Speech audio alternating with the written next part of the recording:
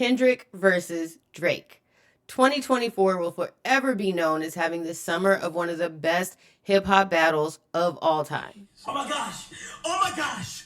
Oh my gosh! Kendrick Lamar just dropped. Kendrick dropped? It's one of those events that we're going to be talking about for years to come. We're going to be telling our grandkids where we were when Kendrick dropped, and then dropped, and then dropped. Meet the Gram! 6 minutes! Oh, Lord! I was in the middle of the woods at an EDM festival and had no phone service for the entire weekend, so I had no idea what was going on. One of the Canadian DJs got up on stage and started talking shit about Drake, and I didn't understand why. It seemed really, really random. But then when I got home, I saw that Kendrick dropped, so I did what any music lover does. I rolled a fatty and I went and sat in my car. I hadn't seen anything. I hadn't seen any reactions. I hadn't seen what anybody had to say about it. I was totally blind. I got to listen to Euphoria, 616 in LA, and Meet the Grams back to back to back with no forewarning of what I was getting myself into. When I say that my jaw hit the ground and didn't come back up for the next like 45 minutes, I'm not even playing. And when Meet the Grams came on, it actually scared me. Like I was looking around my car like Jason Michael Voorhees was walking through my neighborhood. And then of course the next day, I see dead people. Not Like Us dropped, and I got to enjoy the excitement of that with the rest of the world. Since then, there's been no shortage of Drake and Kendrick content on these here YouTubes, breaking down every single word, metaphor, and entendre that they said. And I watched it all. But one thing I noticed, a lot of people will play clips from their past videos in their content, and it dawned on me, I know these songs like the back of my hand, but I've never seen the videos. I don't really know why. I just kind of stopped watching videos about 10 years ago. And I also don't really keep up with celebrity gossip like that. It has to find me. I don't really go seek it out. The last thing that I remember hearing about Drake was when Adonis was revealed or whatever. But I don't really watch him like that. Ever since Kendrick so eloquently broke down Drake's entire existence for me, You lied about your ghost riders. You lied about your crew members. I've been wondering, what can I learn about each of these men by how they choose to express themselves artistically in their videos? And today, I am going to go back to where it all started with Drake, and I'm going to be looking at Best I Ever Had.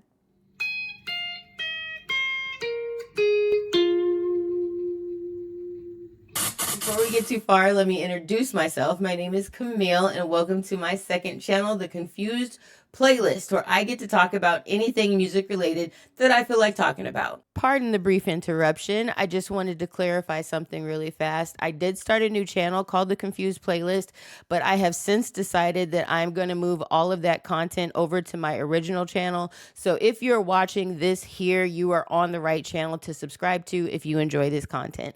Sorry for the confusion. Thanks. So if music is your love language too, consider doing some of the YouTube things to help me grow, because this is literally a brand new channel starting from zero. Okay, enough about me. Let me set the scene for you. 2009 was the year of Lady Gaga and the Black Eyed Peas with their songs Boom Boom Pow, I Got a Feeling, Poker Face, and Just Dance took up 4 of the top 5 spots on the year-end Billboard charts. So they like racked up. And if you think about it, we really did get some bangers in 2009. We got Beyonce's Single Ladies. We got Jamie Foxx, Blame It on the Alcohol. Lil Wayne had 5 songs chart that year, and T.I. had one of the most successful years of his career with his collaborations with Justin Timberlake and Rihanna. That's 2009. Let's back up a couple years and go to 2006. So as we know, Drake was a child star. He was acting in this show called Degrassi. And in 2006, that's when he started trying to make that transition from actor to musician. And he started putting out mixtapes. He put out his first tape, Room for Improvement, in 2006. Then he released his second mixtape, Comeback Season, in 2007. And after saying goodbye to Degrassi in 2008, he released his third mixtape, what is it called? So Far Gone. So Far Gone was released from his OVO website for free, and it included his collaboration with Trey Songz, Successful, That Used to Be My Shit, and this song, Best I Ever Had. Both songs went platinum, and Best I Ever Had actually made it to number 2 on the top 100. That would honestly be like me with this channel starting at 0, and like next week, I wake up and I have a viral video and 1 million subscribers. Like, that would just be such a weird feeling. Anyway, Drake wasn't actually signed when this tape was released, but the success of these songs actually started a little bit of a bidding war to try to get him signed, but inevitably it was Lil Wayne and Cash Money Records that secured the bag. The video for the song was filmed just a few short months after the mixtape was released, and during an interview for MTV News, this is what Drake had to say before the video was made. The biggest thing about that song is a lot of women come up to me and say, "That's my song because it really makes me feel special." So I told the directors I want the visuals to coincide with that feeling. I want women to feel special when they watch the video and say, "I wish that was me." Or "I know that feeling." That's the goal with this video, to be genuine and not sappy, be sexy and keep it together, but still make the women smile. Well, this was the concept that Drake gave to Kanye West, who was actually the one that directed the video. And side note, to have Kanye West, 2009 Kanye West, directing your first video, that's kind of a big deal. Now, I'm not in the music industry. I don't know this for certain. This is just my opinion. But I feel like if Drake was a woman, like same path, but he was a woman and he was getting ready to make his first video, what they would end up doing is, number one, creating some whole new persona for her, and then giving her a makeover so that she fits said persona, and then they'd probably send her to the doctor to get her reshaped like a cartoon character before they even did anything about the video. And then when they finally get around to making the video, the direction will probably be something like, okay, check this out. Scene 1, you're going to go out in the middle of the court and you're going to be twerking. And then the next scene, you're going to go in the locker room and you're going to twerk. And then scene number 3, we're actually going to put you in the shower, put some soap on you, and you're going to twerk. And then for the grand finale, all the women that are part of the set, they're going to join you on the bleachers and we're going to have a group twerking session. And that's your video. Well, lucky for Drake, he's a dude. I bet the most prep that they made him do for his first video introduction into the world was go get a haircut. Unless he was trying to sign to Bad Boy. Now, Diddy might have made him try to do some above and beyond type shit to make his first video.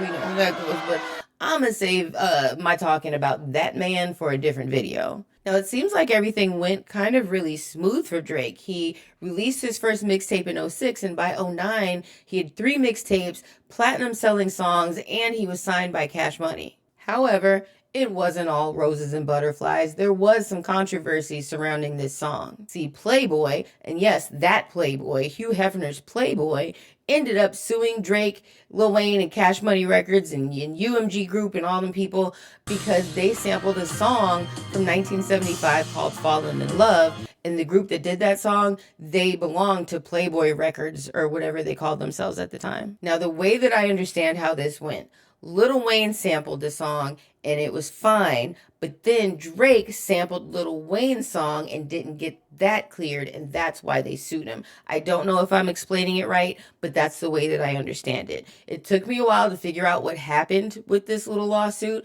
but I think Cash Money and UMG ended up paying them off a little bit, and then the case got dropped. That little lawsuit is nothing compared to this little nugget that I found today. So you know how, there's all the ghostwriting things about Drake and how he be stealing other people's stuff. Well, this started from the very beginning. Apparently, there was this artist named Kai Shine who claims that he helped co-write Best I Ever Had. Now, Drake, for his part, is claiming he never met this dude a day in his life. However, Shine received not 1, not 2, not 3, but 4 Broadcast Music Awards and a Grammy nomination for this song. Drake can say that he didn't meet this man ever all he wants to, but how is he getting awards and getting credited for this song? He obviously did something. So Drake's been stealing shit from people since he started. Now, really quick before we get into the actual video, I'm not sure how much of the actual music I'm going to get to play. So as I figure my life out with this, just bear with me. I'll include as much music as I can. In the opening shots, we see a women's basketball team running onto the court. And remember, Drake said in that interview before he made the video that he wanted women to watch this video and say, "I wish that was me. I know how that feels." Well, he missed the mark on that one because I do not wish that was me, and I do know how it feels, and it's called pain. And I know that no woman with big titties is wanting to run around and play sports with no sports bra on. Matter of fact, if you have more than a C cup, 9 times out of 10, you're wearing 2 sports bras to keep them things under wraps. No, Drake, women don't want to feel that way. It hurts. Moving on. I like this little scene, like just in case you couldn't figure it out by watching, they show a sign on the door to let us know that Drake is playing the role of coach. And then we see Drake in the hallway, like flipping over the same one page back and forth, like he really took that role very seriously.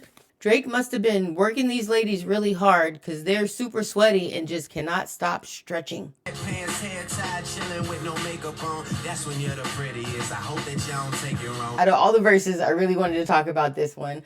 Sweatpants, hair ties, chilling with no makeup on. That's when you're the prettiest. I hope that you don't take it wrong. Guys say shit like this all the time, but I want to know, where's the fucking proof? Where's the pictures they're standing next to Miss Hair Tie in sweatpants on Instagram? Huh? I've seen pictures of Drake with all kinds of beautiful women. I ain't never seen Drake with this sweatpants hair tied girl that he's talking about and saying that that's when she's the prettiest. I'm just saying, it's mixed signals, right? You want hair tied sweatpants girl, but yet you look at somebody's, social media and who they following and what pictures they looking at and liking, and it definitely ain't sweatpants average girl. I'll tell you that much. I'm just saying, you can't have it both ways, okay? In the next scene, Drake is handing out the uniforms for the girls, and the girl acts like he just handed her some Louis V. The girls head back to the locker room before the game, and of course, we get a titty cam of them bouncing up the stairs on their way to the meeting. I have to say, I do like this verse. Butt so big, I could probably sell a blank disc. When my album drop, bitches buy it for the pictures. Ninjas will buy it too and claim they got it for their sister. Now, keeping in mind that this was written before he blew up, so he did have some faith in himself, but he knew from the jump that his style was more appealing to women and that men were talking shit about his singing ass and being so sensitive, but they was buying his shit too. We see the lion mascot do this little flip dunk thing, and then I realized that this is the mascot for the other team. Drake's mascot is a bird. Why wouldn't they have the bird fly through the air and do the flip? The game gets started, and right away we see a cameo of Trey Songz and Fabolous. Then we get a look at the green team, and they don't get to be in cute little bedazzled jerseys with their hair up in a cute ponytail. These girls look rough. Like they put a call out for the most manly shaped women they could possibly find. So the game gets going, and we see that every woman on the green team is twice the size of Drake's team. The balls are bouncing off their head. They're falling on the ground. They're doing horrible. Denied. And then they lose 91-14. I'm saying they got their asses whooped. And the video ends with Drake sitting in his office looking dejected. So what did I learn about Drake from this video? I learned that he likes basketball, which has been a constant interest in his life. As we know, he has a full-size court in his house, and he became an ambassador or whatever of the Toronto somethings. I don't watch sports, sorry. Now, I found this article talking about Drake's history with basketball, and one thing I didn't realize, because I never actually watched Degrassi, I never kind of put 2 and 2 together, but his character was the star basketball player of the team who ended up getting shot, and his basketball dreams were ripped away from him. Is this where he developed this whole basketball fantasy? One of the lines from the article reads, Drake's affiliation with the University of Kentucky basketball team is undeniably weird as it is explainable. He's attracted to winners. By finagling his way into the UK inner circle, he gets to experience the life of an athlete. Being an athlete is more about than just on-court excellence. It's everything that comes with it, from the sweatsuits to the unconditional adoration of millions. Through years of hard work, Drake has surpassed Ashley Judd as the Wildcats' most famous supporter. Then I saw this clip with him and DeMarcus Cousins that was called the first of Drake's many proud girlfriend moments. So apparently this is a thing that he does. When are people going to stop saying that DeMarcus Cousins can't keep his cool on the basketball court? No, they'll think it's something else. One day. I mean, he's athletic, but... He really is baby girl right here. I know what it feels like to be baby girl and to be like tucked up under your man's arm and be looking up at him all smiley and shit. He is baby girl right there. Not only is he often courtside, but he makes his way into locker rooms. Like, why is he suited up with these guys? What is he doing there? He's not playing. He's friends with a bunch of basketball players like LeBron James. He's been given championship rings and jerseys. I mean, he's really living out his basketball dreams here. It makes me wonder how Drake would have turned out if his character on Degrassi was a chess champion. Would he still be so determined to live out these basketball fantasies, or would his house be surrounded with diamond-encrusted chessboards? Like I said, his character was a basketball star, got it ripped away from him. Has Drake been trying to get justice for his inner Jimmy Brooks ever since he left the show? I guess we'll never know. So to be honest, I didn't really learn a whole lot about who Drake is as a person. The fashion in this video was very Kanye, very Letterman's jacket. And for Drake's very first video, I learned that he likes basketball and beautiful women. And that was way back in 2009. And that's kind of basically what I know about him today. So I really didn't learn that much. At least he's consistent. Well, if you made it this far, there had to be something that you liked, and if so, please consider doing any of the YouTube things. Like I mentioned at the beginning of this video, this is a brand new channel for me. It's going to take a lot of hard work to get it off the ground. Just a reminder, I am moving all the content from that channel over to this channel, so if you did enjoy this, this is the right channel to subscribe to. Sorry for any confusion, thanks. But it's really just hoping to God that people watch it and support it and share it and do all that stuff. So if you enjoyed it, please do all the stuff. I recorded this before GNX dropped, but the game plan is to do an entire series where I go through and look at all Drake and Kendrick's old videos. I'm also working on a series where I'm going back and looking at every video of the year winner starting from 1984. Those are all coming up, so if that's something you're interested in, then stick around. So if any of this sounds interesting to you, come back. Thank you for watching, and I'll see you next time. Bye.